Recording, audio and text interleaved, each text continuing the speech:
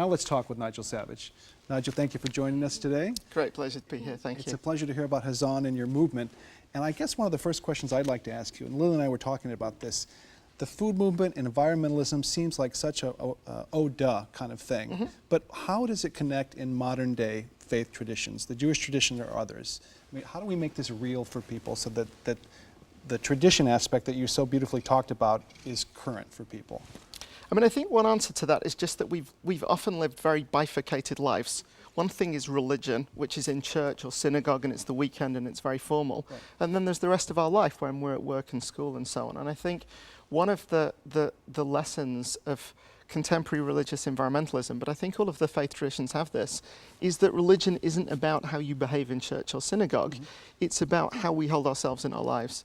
And as soon as you do that, you suddenly start to think, for example, about food and a whole range of things where in general we've become disconnected from tradition, and when you reconnect to it, it starts to be interesting both in relationship to faith tradition and the world around us. I think that living out of your religion in the home and around the table is one of the great gifts that the Jewish tradition gives to the rest of us in the interfaith conversation. But I think of, in my own Christian tradition, the 7 deadly sins and the sin of gluttony. And it seems that Americans right now are really struggling with this sin of gluttony.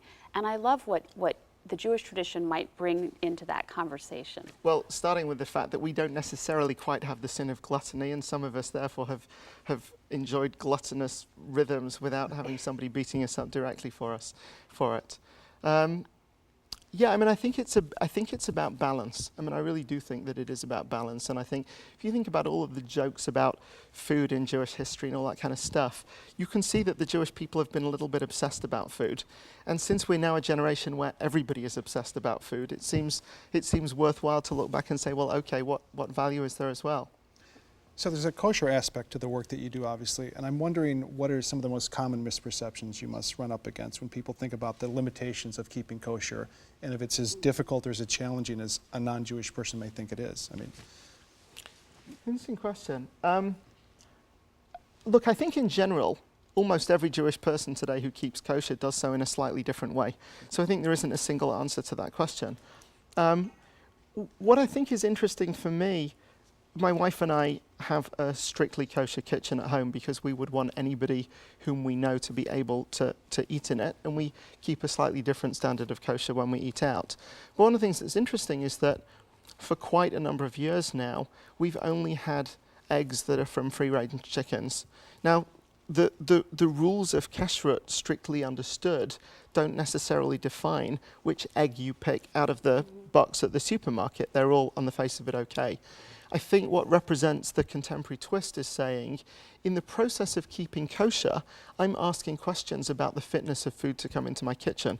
Once I start asking that question, it leads on to a whole series of other questions. And that's a place where having an egg from a factory farm chicken that had been in a little cage started to feel not kosher to us, even if in a traditional normative sense, perhaps it was. I was fascinated when you said that you know, the number of people who are buying kosher meats and kosher products are much higher than the number of people keeping kosher. And I thought, oh my goodness, I'm one of those people. I always go for the kosher hot dogs and the kosher meats. What do you think's going on with the American consumer who has, you know, no Jewish connection, but is making that consumer choice? Well, Lillian, I want to ask you that question. I mean, what's the answer? Well, I guess what I'm hoping is that that because it's associated with a religious tradition, that would be more ethical in how the animals are treated, or less preservatives, or healthier. I think I'm you know, sort of counting on that. I think it's really complicated, to be honest, because I think many of us are really proud of the Jewish tradition of keeping kosher. And there is one place where we're really proud that non-Jews are choosing to buy kosher food because they believe that it is more ethical or healthy or whatever. And yet at the same time, I'm sad to say that in certain instances, and agri-processors was a clear instance of this, kosher didn't necessarily mean better. And part of what the new Jewish food movement is about is, in a sense, cleaning up our act within the Jewish community in relationship to this kind of stuff. The other interesting thing you said was the local component, and Bill McKibben has written about this quite often. You're probably familiar with his writing. Talk about that trend coming back a little bit more. It's not only farmers markets and things like that, but people seem to be more generally interested in trying to make a connection locally with their food, perhaps than they've been in the past. Do you sense that? I mean, I know you live in New York City, but I'm a very urban and suburban person. I did not grow up around farming. And a few years ago, I was with a friend of mine, and I was visiting his new farm. And he bent over in the ground and pulled something up and started wiping dirt off it. And I'm like, what's that? And he's like, it's a beet. Here, have a bite of it. And I'm like, A, I don't like beets. And B, you have to boil them for an hour before you can eat them. And he's like, Nige, this is a fresh beet. Here, try this. And I took a bite of this beet, and there are photos of me looking like Dracula with sort of beet juice coming down my face. And it was a really interesting moment to understand that the food that comes out of the ground is different than food that's been packed and picked and canned and processed and traveled huge distances. And it isn't always possible to eat local food, and many of us don't have the space or the time or the knowledge. But the process of growing more of our food locally is profound. And I think it's also particularly important in cities. I think there are many parts of our cities where it is not at all easy to get good, healthy, fresh, local produce.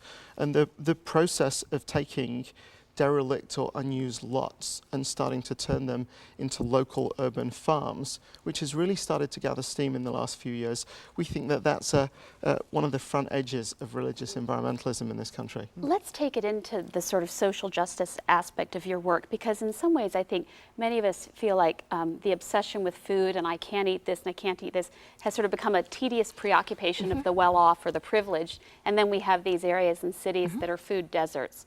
How are you guys addressing that? I mean, I think one wants to take. There are two different sides to what you just said, Lillian. The first one is to address the question of, is it middle class privilege or upper middle class privilege to eat local produce in the first place? And I think, truthfully, most of us exercise a lot of choices in our lives, and we don't have necessarily the cheapest pair of jeans or the cheapest shirt or the cheapest car. And I think that there are many of us exercise many of our purchasing choices in ways that aren't terribly healthy. So I don't think anybody should feel guilty about buying local organic produce. It is good for you and good for the farmer and good for sustainable food systems.